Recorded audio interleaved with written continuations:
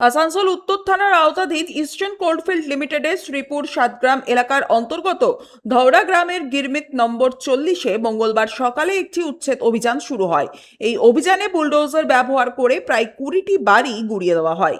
পূর্বে এলাকায় দখল উচ্ছেদ সংক্রান্ত একটি বিজ্ঞপ্তি বিতরণ করা হয়েছিল। এরই ভিত্তিতে ইসিএল কর্মকর্তারা মঙ্গলবার এই পদক্ষেপ গ্রহণ করেন। অভিযান চলাকালীন নিরাপত্তা বজায় রাখতে এবং আইন শৃঙ্খলা নিশ্চিত করতে সিআইএসএফ এবং আসানসোল উত্তর থানা পুলিশের মোতায়েন করা হয়েছিল। এদিনের এই উচ্ছেদ অভিযান চলাকালীন ইসিএল কর্মকর্তা অপূর্ব বিশ্বাস, জয়শ্রী যাদব এবং সঞ্জয় চট্টোপাধ্যায় ঘটনাস্থলে উপস্থিত ছিলেন।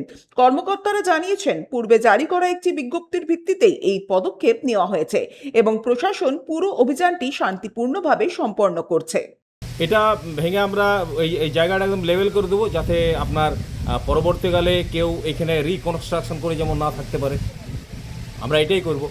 আর এই কোয়ার্টারটা 20টা কোয়ার্টার অ্যাবান্ডান্ট ছিল, তো সেই অ্যাবান্ডান্ট থাকার জন্য যেসব আপনার আনঅথরাইজ পার্সন এতে ছিল, সেগুলোর একটা আমাদের তাদের যদি কোনো অ্যাক্সিডেন্ট হতো তাহলে সেটা কোম্পানির পক্ষেও খারাপ, ওদের ফ্যামিলির পক্ষেও খারাপ।